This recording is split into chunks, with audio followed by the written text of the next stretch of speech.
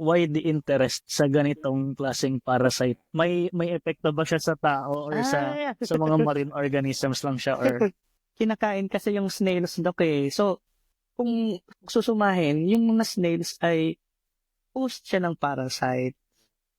So, malaking posibilidad na ito ay pwedeng maka-infect sa tao. paano mo Infected malalaman siya kung ng infected yung Trematodes. snail? Babasagin mo yung shell or nakikita mo lang siya agad dun sa Oo.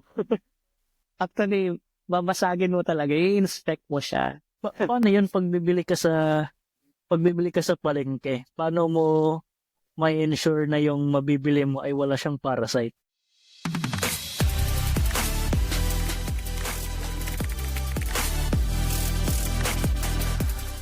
Magandang araw mga kapwa-siyentista at welcome sa Behind the Science Podcast kung saan kakausapin natin ang ating mga scientists para ibahagi hindi lang ang mga resulta ng pag-aaral nila kundi pati na rin ang mga behind the scenes or behind the science stories nito. Simula sa kung paano nila ito naisipan gawin hanggang sa na-publish na nila ito. This podcast is co-presented by the UP Resilience Institute.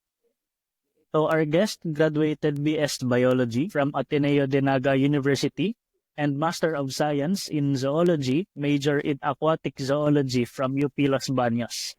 He is currently an Associate Professor and the Program Coordinator of the BS Fisheries Program in Central Bicol State University of Agriculture, Calabanga Campus. And he is also a PhD student at Kochi University in Japan. So without further ado, let's all welcome Professor Sandy Ray Bradicina. Hi, good morning or good afternoon, good evening po sa lahat. So, thank you very much, Doc Paul, sa pag-invite. And then sa lahat po ng sumusubaybay sa podcast ni Doc Paul. Grabe ka naman mo, Doc Paul sa akin. Oo naman, syempre, Doc Paul pa rin eh. I-correct ko lang, Doc Paul, former program okay. director ng BS Fisher. Ngayon, Okay lang. ngayon naka-study leave ka from ano? Sa Central Bicol State University of Agriculture. Nagsimula ako noong 2022 ng October, and then hopefully tapos ko ngayon yung aking degree this coming September 2025. Sana. Kaya. So, medyo puspusan din. And konting backstory lang pala sa audience natin na nag-meet kami ni Brad. Pakalimutan ko na anong months, basta last year nung bumisita ako dyan sa Kochi University. Nung time na na-meet ko sina Jessica, so para sa mga first-time viewers, check niyo yung previous episode natin with Miss Jessica Legaspi. So, yung study niya ay tungkol sa mga squids sa Visayan Sea, particularly sa Iloilo. Paton, Iloilo. Magkakabatch kami niya ni Jessica pagpasok dito sa aming university, sa Kochi University dito. Sa mga first-time viewers dito, madami pa tayong i-feature din na guest. Galing dyan sa Kochi University. So, abangan nyo yung mga future episodes din. So, ngayon ang pag-uusapan natin ay yung PhD research ni Brad, which is about parasites and snails. Tama ba? Snail yun, di ba? Oo, Doc. Ang aking study ngayon dito ay about sa parasites infection, specifically sa trematode. Marami kasing parasite eh. So, the trematodes ako nag-aaral. Inaaral ko ngayon yung stages ng trematode sa first intermediate host nila, which is yung snails. So, marami kasing medyo complicated yung life cycle ng parasite na to. So, hindi siya basta-basta, pag sabi natin, hindi siya bastang iisa lang yung life cycle or hindi iisa yung pinanggagalingan niya kung saan siya galing na host. So, meron siyang multiple host na sinasabi. Siguro, before natin i-discuss yung details yan, very exciting na study. No? As usual, mas kilalanin muna natin ang ating mga guests. So, first question, as always, Brad, kwento mo naman sa amin, when did you realize na gusto mo maging isang scientist? Paano po ba yan mo ma-explain? way back kasi nung time na high school ako, sa totoo lang, hindi ko pa talaga alam or hindi pa ako sure kung ano yung kukunin kong kurso kasi doon talaga nagsisimula sa pagpapasok ng college. So, pero anang high school pa lang ako, pinaka gusto ko noon ay maging doktor. Kasi medical, no, I decided to take or took BS Biology dahil preparatory, preparatory for medicine siya. Nangyari naman na nagka-graduate naman kasi graduate naman and then sa Ateneo de Naga University sa Bicol region po yun. And then after ng aking BS degree, nag-decide ako parang iniisip ko ano pa ba ang mangyayari sa akin kasi parang BS ano pa Pero doon sa BS ko kasi na-expose ako sa mga field and then sa mga laboratory activities and then mga experiments sa school namin. So parang interesting ka ako yung nag-decide pa naman ako mag-take ng NMAT and then after ko one take ng NMAT, parang mas gusto ko na atang mag-aral ulit and mag-take ng siguro ng master's degree and dito na nga ako pumasok sa UP Los Baños ng Master of Science in Zoology. So, advisor ko pa nun yung maong Dr. Ocampo. And then, yun, na-take ako ng MS Zoology. Pero yung aking field ay focus sa aquatic ecology and sa mga freshwater species. And then, after nyan, ay naging RA ako. So, sunod-sunod na kasi nung during MS ko ay na-expose din ako din. Exposure talaga sa research field. And then, sinasama ako lagi nung advisor ko sa pagkukuha ng mga data and then pagkuha ng mga samples niya sa Laguna de Bay yung time na yon. And then, parang na-realize ko yung ginagawa nila sa laboratory ay nakaka-inspired. And then, na-adapt ko na rin yun. And then, binigyan niya ako ng dissertation din na related doon sa ginagawa nila. Pero, more on reproductive biology siya ng species na in-study nila. And then, after yun, parang nakakatuwa pala, natutuwa naman ako sa mga ginagawa namin sa field. And then, pumupunta kami sa ibang lugar, kukuha ng samples, ganun. And then, after ko ng MS noong 2016, nag-apply na ako for research assistant muna sa Bicol University Tabaco Campus. And naging ko doon ay si Dr. Nieves, Protomeo Nieves. Ibang field naman nakakatuwa kasi napunta ako sa ibang field which is aquaculture, tilapia, and then, then another experience naman yon at nakuha na ako ng idea kung ano yung science behind ng ganitong like aquaculture kasi kaiba yung from reproductive biology and then aquaculture talaga pero medyo related din. And then after ko ng contract ko sa Bicol University ay pumasok na ako dito sa Central Bicol State University dito pa rin sa Bicol region. And then nagtuloy-tuloy na yon papunta na ng PhD which is ngayon naging faculty pa rin ako. Naging faculty na ako from 2019 hanggang ngayon. Pero nakaliba kami. From medical doctor na pangarap ngayon, PhD na. Doktor pa rin naman. Oo, medyo nag-shift Ang nag-doctor na sa amin yung kapatid ko for the reason. Siya na yung nagpatuloy. Sa ngayon, masaya kasi doon yun yung naghugot sa akin na-enjoy ko yung pagiging pagpunta-punta sa ibang lugar, pagkuha ng mga samples, pag-sampling, pag-data gathering. So, na-enjoy ko yun. And then yun yung naghugot sa akin na pagpatuloy siguro sa field ko ngayon. Yan, may yung mga kaibigan mo, mga kasama mo, yung mga boss mo, nag-i-inspire sa'yo. So, napakasaya. Ayan, so since nagkikwento na tayo ng mga research experience dito, yung mga naging research fields or research areas ni Brad, ngayon punta natin yung latest na ginagawa niya. So ang title ng study niya ay Behavioral Modification by Trematodes Shaping the Distribution for Batillaria multiformis along rocky intertidal flat. Accepted na to, di ba? For publication, hindi pa siya lumalabas. Yes. So hopefully by the time na ma-release yung episode, baka ano na to, baka available online na siya. Oo, oo. May notice na may notice na sa akin binigay eh. May notice na siyang binigay sa akin na accepted na siya. Pero matagal na talaga siya sa press. Ngayon lang talaga siya nag-notice na.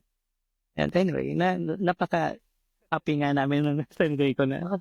For now, can you explain mo na in one sentence yung paper mo? Yung study na to ay siguro masasabi kong napaka-interesting about sa parasite. Siguro, ang masasabi ko lang dito ay infection ay pwedeng mag-cause ng behavioral modification sa isang host ng parasite na yun, ng trematode parasite na yun. At yung behavioral modification na yun ay maaaring mag-change ng distribution pattern ng host, snail host sa isang intertidal end. So, infection, behavioral modification, and change ng distribute. Yung trematode, yun yung parasite, diba? Flatworm ba yun? Tama ba? Hindi ko pala na i-introduce, no? Nasasabi, sorry. Kailangan mo pala dapat i-introduce. Pero yun kasi yung nag-explain ng paper na to, yung behavioral modification na to. Ang trematode ay isang worm na merong, nasabi ko na kanina, meron siyang complex life cycle or napaka-complicated ng life cycle niya dahil meron siyang tatlong host. Pag sinabi nating host ay ito yung pinagkukunan niya ng resources. Alam natin yung parasite, diba? Napaka-clingy nila.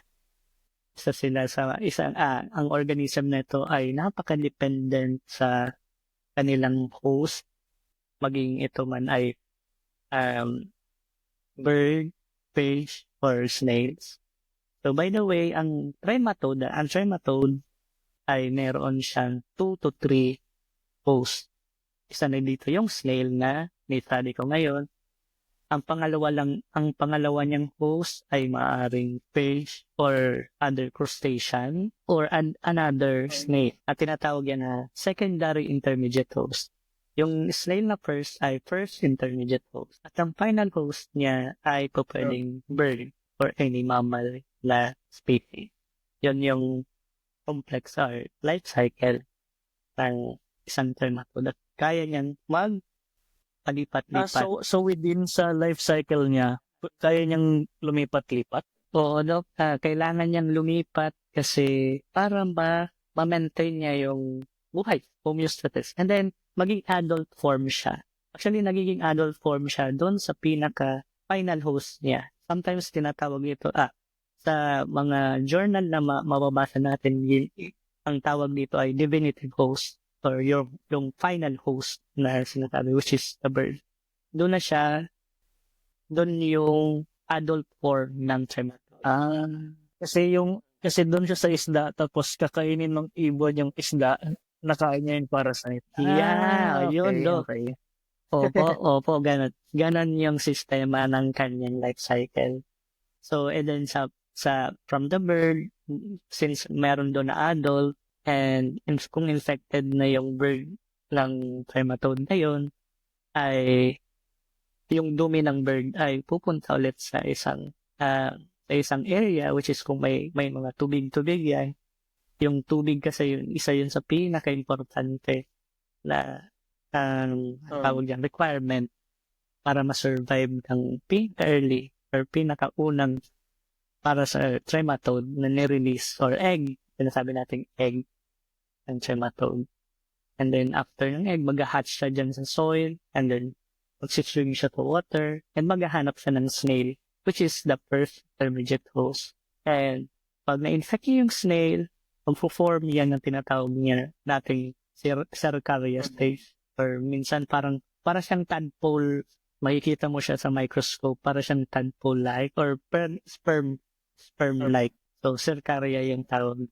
So, nandyan yung first intermediate, yan yung first intermediate host. And then, pag naging, na siya, naging fully developed na, and then, may capacity na to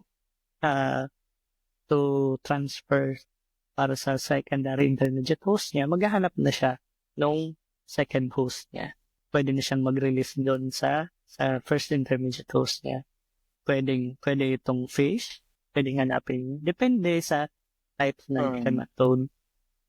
So, types or species ng trematode. Kung prepared ng species na to ay fish, ang secondary intermediate host, yun yung nahanapin niya. Meron din naman na trematode na mas prepared yung crustaceans.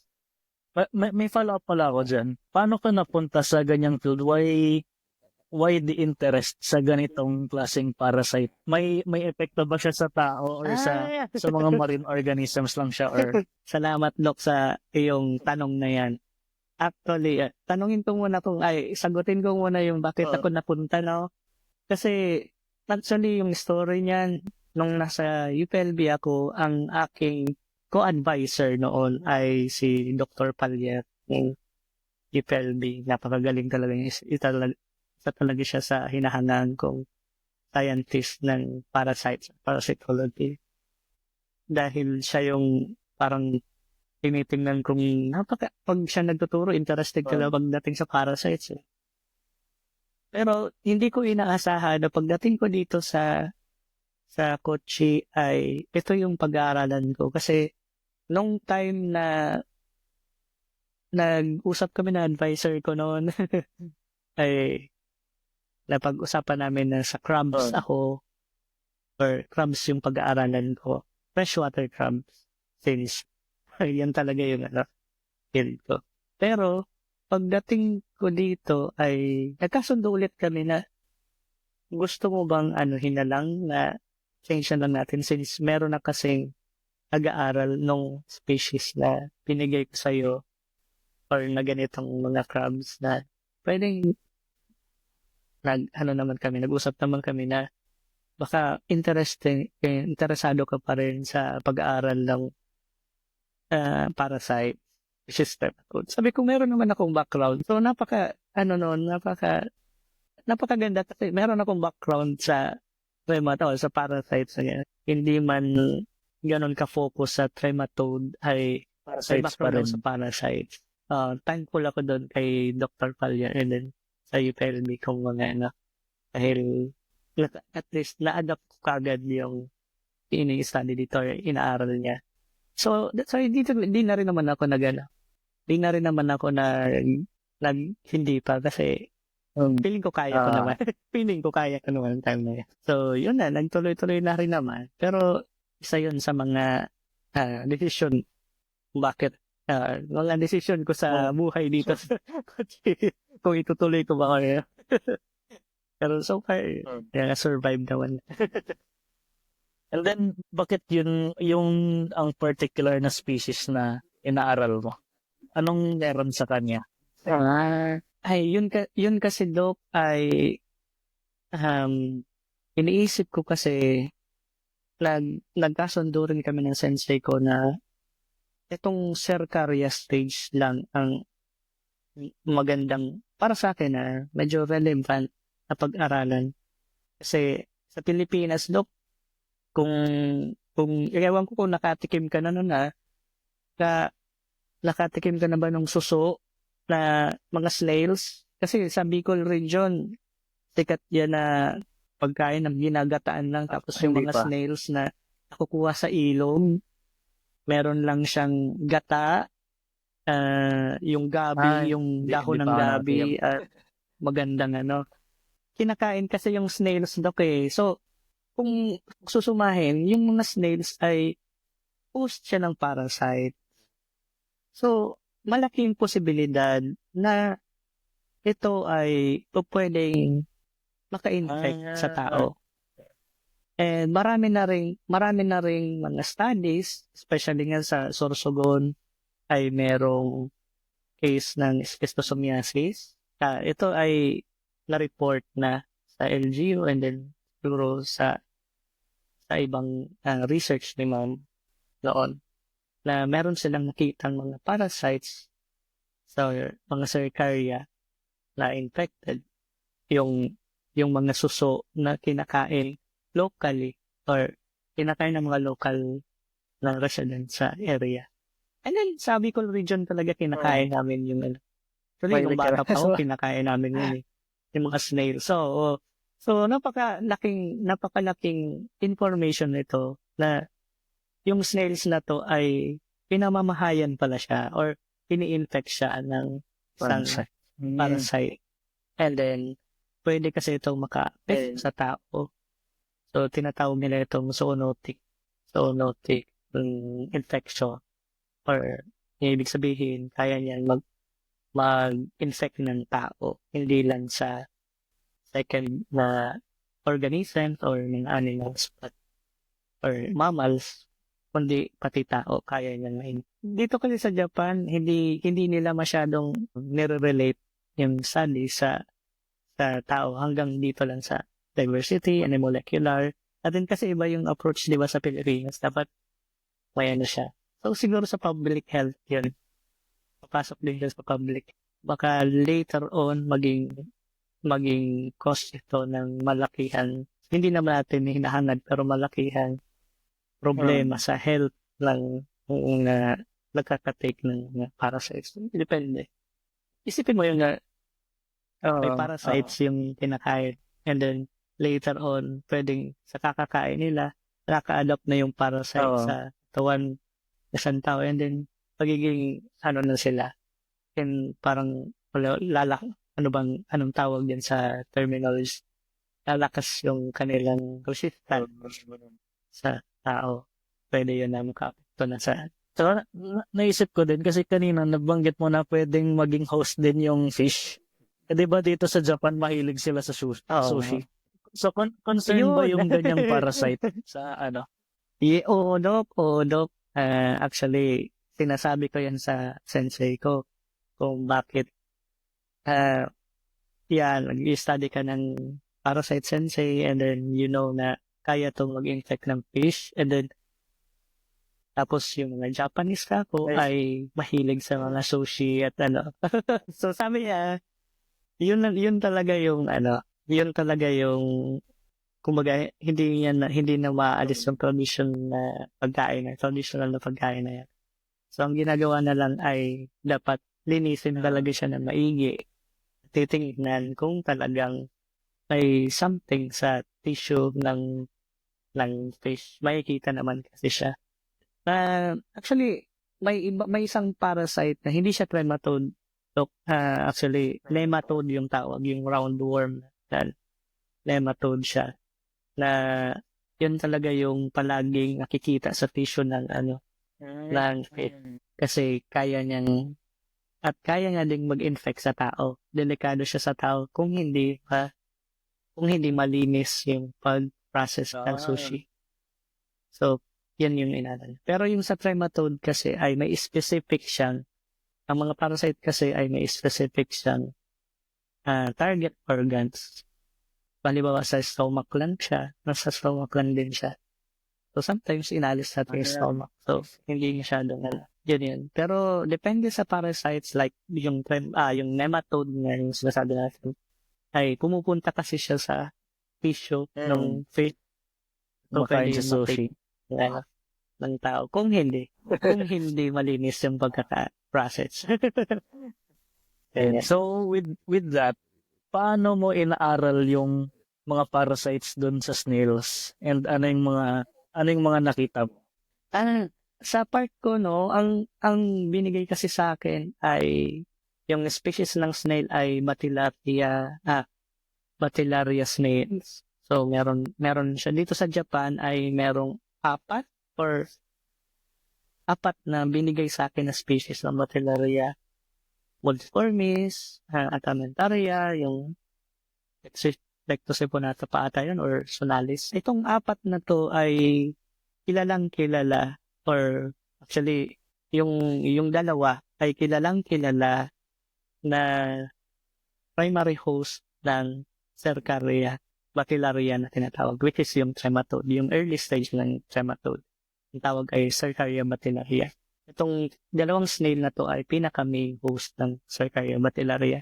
And halos lahat ng bacteria snails sa Japan ay infected. Halos lahat kung saan mo siya makukuha sa mga fishing ground nila, kung merong bacteria snails ay pwedeng Paano mo infected malalaman siya kung ng infected yung trematode. snail? Babasagin mo yung shell or nakikita mo lang siya agad dun sa Oo. Actually, babasagin mo talaga. I-inspect mo siya babasagin mo siya. I-inspect mo yung tissue niya kung infected siya. Yun yung isa sa challenging kasi hindi mo ma-recognize kung infected ba or hindi yung snail, kung buhay pa siya or nandun lang siya sa intertidal area. wait. Napakahirap. Pause muna tayo dun sa tanong ko na methodology and results niya. kasi naisip Sige, ko, sige. kung kailangan mo pala siya basagin, paano yun pagbibili ka sa palengke? Paano mo may ensure na yung mabibili mo ay wala siyang parasite? Yun yung challenge sa atin. Okay. Na dapat mo siya. Kasi walang ibang paraan. Hindi mo ma-detect sa kung infected siya or hindi. Sa isang tinginan lang eh. Kailangan mo talaga siyang ma-examine yung tissue niya. Kailangan So dapat sa pagluto na Correct. stage, doon mo i-inspect isa-isa. Dok. Matrabaho Or pala talaga kainin. yung preparation. Oo.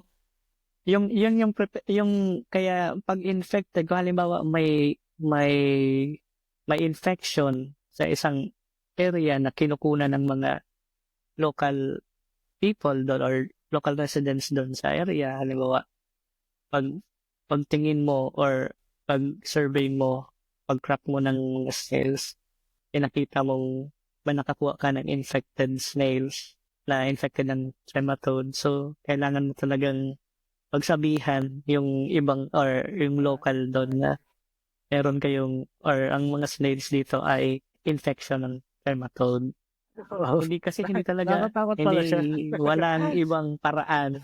Nakakatakot siya, Dok. Nakakatakot siya. Hindi siya basta-basta detect na isang tingin lang. So Kailangan ikaw talaga kumakain ko pa ba ng mga suso or kailangan hindi talaga. na? Baka maapektuhan natin yung yung Yun. suso industry nito. yun nga, Dok eh. Sa ibang suso naman ay malinis naman. Hindi naman lahat na infected nito. Ang mga trematode naman ay may tina-target lang na species ng Okay, suso, I see. no? Kung halimbawa, Bacillarius snail lang, yun lang yung tina-target niya. May tinatawag kasi tayong host-specific din sila na mga species or na mga parasite. Kung halimbawa, hindi siya Bacillaria, hindi niya yun I see. Okay. Hindi niya Ayun, yun so kinakailangan. medyo na clear na yung utak ko doon. So balik na Hindi tayo dun lahat. sa methods and results. Medyo nga talaga siya, tricky din ng mga trematodes na medyo may mga diskarte din dyan sa buhay siguro. Yeah. So sa methods ko, Dok, naman lang ang ginawa ko noon, yun nga, sinasabi ko na para malaman mo kung infected siya or hindi, ay kailangan mo talaga siyang i-process or i-crack at tingnan yung tissue niya. So, sa part dito sa Japan, nung ginagawa ko tong study na to, ay halos 85% ng samples ko ay infected ng Cercaria bacillariana trematode. So, napaka-alarming yun. Ang taas nun. Kung halimbawa, nasa 200 plus or meron kang 500, ang taas nun. Nasa 100 plus din yung niya, yung infection rate. So, napakataas ng prevalence niya. So, napakadelikado. Pero sa katunayan ngayon, itong study kong or yung trematode na nakukuha ko or itong Cercaria bacteria na to na trematode ay hindi pa naman napapatunayan na nag-i-infect siya ng tao. Okay. Especially sa early stage niya. Halimbawa, matake ng ng tao during, halimbawa, kumain. Yung mga Japanese kumain na rin ng ganitong snail.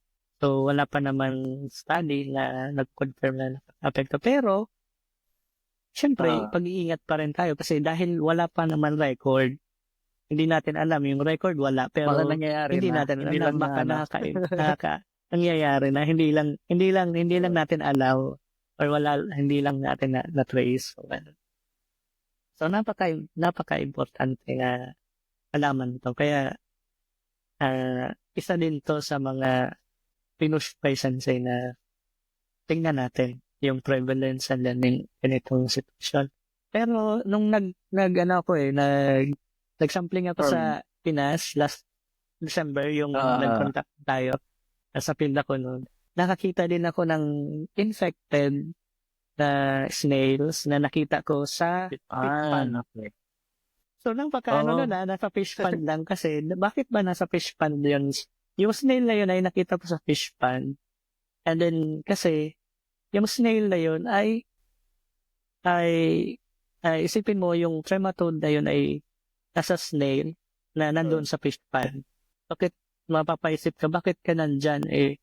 Pwede ka naman sa mataas or malawak na na area. Pero bakit mayroong ganito? Kasi, isa sa mga naiisip ko ay meron kasi doon na fish and then meron din itik. So maybe kumpleto yung mga requirements niyang host. Meron siyang snail doon, may host siya ng snail, may host siya ng fish, and meron siyang host na bird or so yung cycle yan ako continuous lang. So ang At the same importante, time, nakakatakot. itong oo nga, Dok, at the same time, nakakatakot. Kaya pag nakita ka, Dok, pag nakakita ko kayo sa, halimbawa, mga intertidal area or sa mga fish pond, na pag merong, of course, fish pond, may fish yan, kasi culture area yan.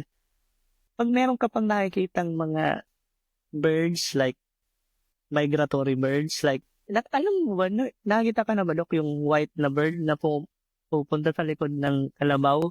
Ay, hindi pa. Pero alam ko may ganun. Yung color white na pumupunta sa So, yun. Isa kasi yan sa kino-consider natin maybe migratory bird. Hindi ko masyado kasi. Pero kung makakita kayo ng mga ganyang host, malaking posibilidad merong trematode sa isang area. Or pwede, ito ay posibleng ay case ng or meron diyang trematode, lalo na kung migratory bird pa yung pumupunta sa isang area na. So, basta ang sign lang yan ay kumpleto yung code, yung required code. Interesting. Yeah. Pag meron yung tatlong niya, baka niya.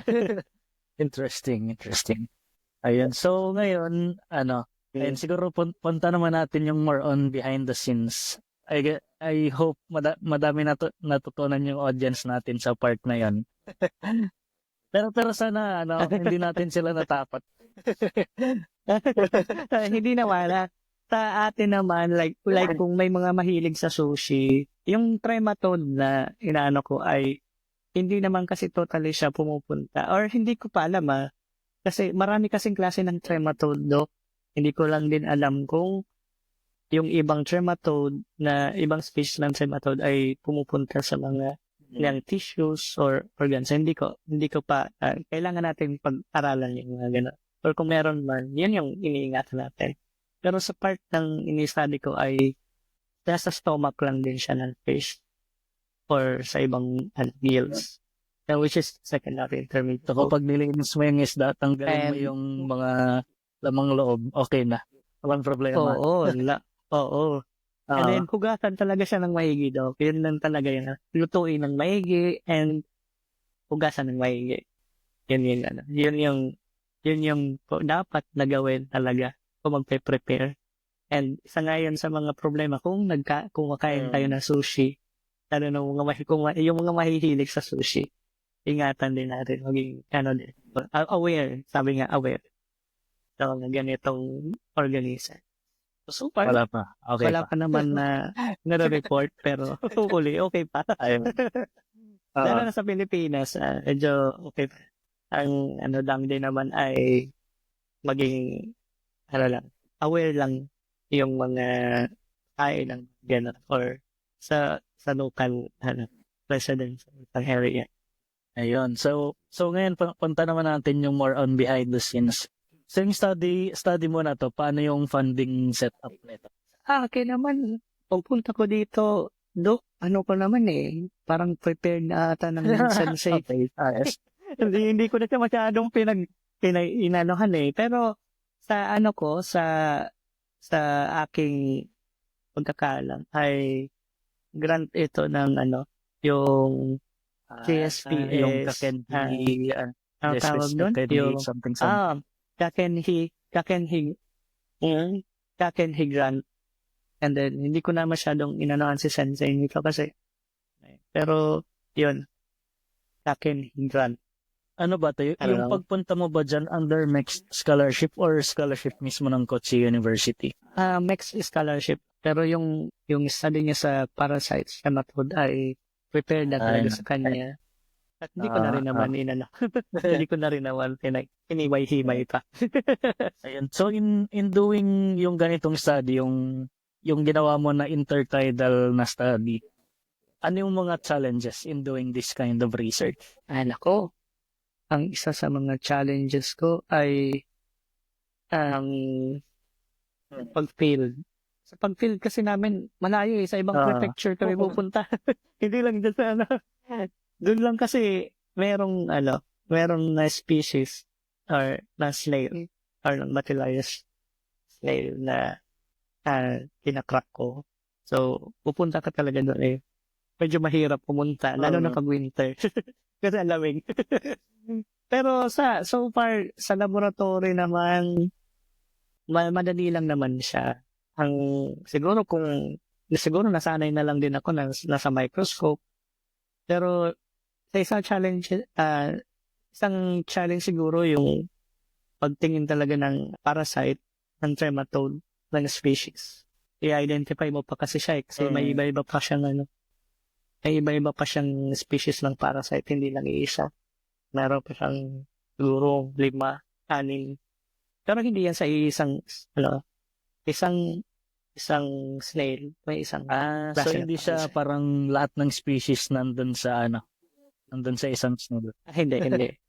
Isa lang siya. Kaya yun, kasama yun sa pag-discuss ng host specificity ng parasite. Pero may mga publications na napatunayan like kay Pinapoli na pwede na may mga trematodes na or may mga trematodes na both sila nag-infect ng isang double infection.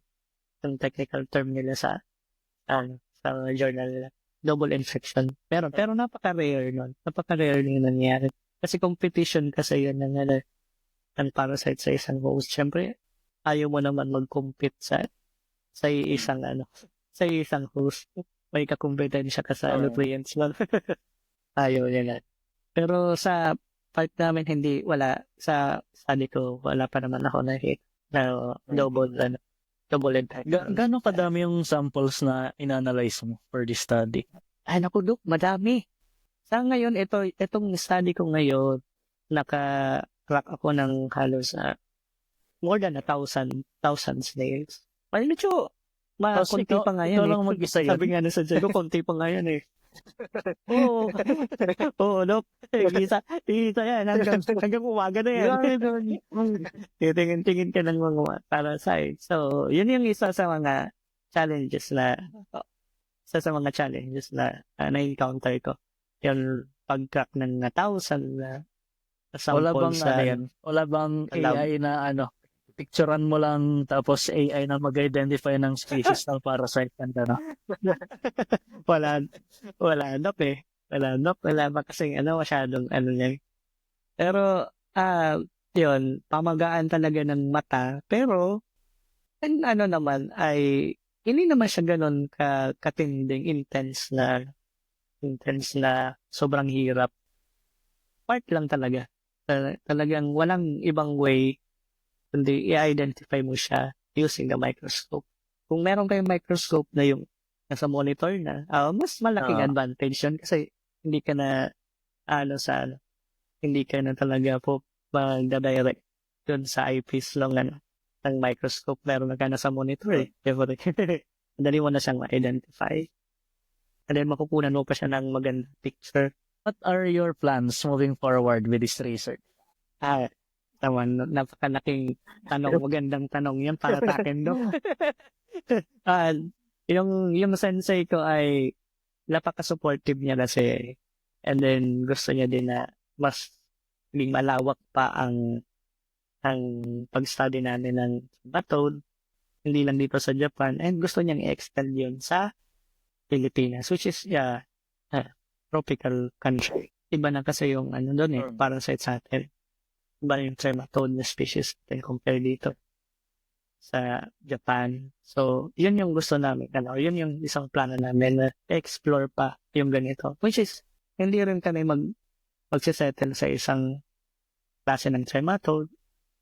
Din namin yung iba pang species na nag-i-infect din ng ibang snails and mga secondary intermediate hosts. So, especially dun sa mga snails na importante din sa Pilipinas, no? Like, yung kinakain nga, yung pinag-usapan natin na edible na mga snails na posible kasi siyang maging host din ng parasite later on. Malaking issue yan sa public health kung sakaling hindi natin matugunan or bigyan ng kulang report. Halimbawa, infected na pala siya or mas maganda kung hindi pa. Pero kung halimbawa infected na pala siya and then continuous pa siyang kinakain, so makakaroon ng so pwedeng komplikasyon yan sa isang So, and then, still, dahil tayo naman ay nag-study lang naman ng mga and then science talaga yung tinahak nating career ay to-continue natin yung mga studies hanggang sa hindi naman kasi hindi naman nag-stop yung yung science tuloy-tuloy naman theory and then kailangan nating patunayan na totoo yung ganito may mga evidence tayong kailangan naman. And then lagi yan mayroon na namang bago, so continuous lang and then yun. So extend siguro sana. Lalo na ngayong i-relate siya as faculty ako sa isang university sa Pilipinas. So, pwede yung technique na yun ay ituro na rin sa ibang sa mga estudyante ko or then sa mga co-faculty kung interesado sila sa ganito study.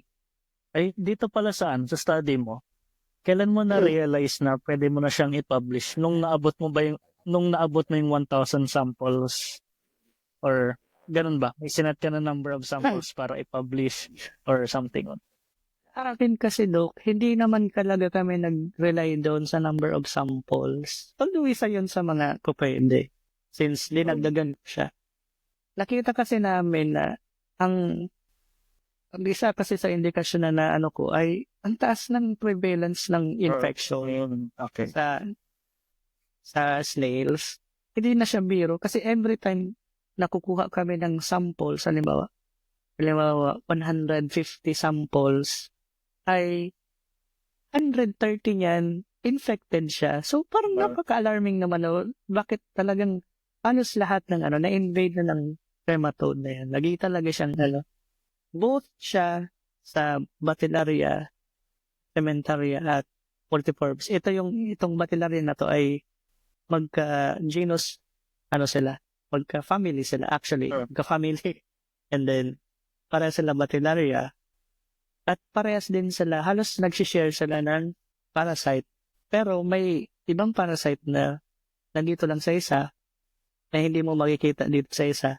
At meron din dito. Meron silang Pero dahil sa isang common silang host ng trematode na tinatawag natin Cercaria bactellaria, share sila ng parasite. And napatunayan namin to sa pag-study namin din ng using molecular analysis. Isa yun sa yung prevalence niya mataas. And then pangalawa ay yung pag-sharing kasi ng parasite sa sa dalawang snails, alam mo, ay hindi yun basta-basta nangyayari.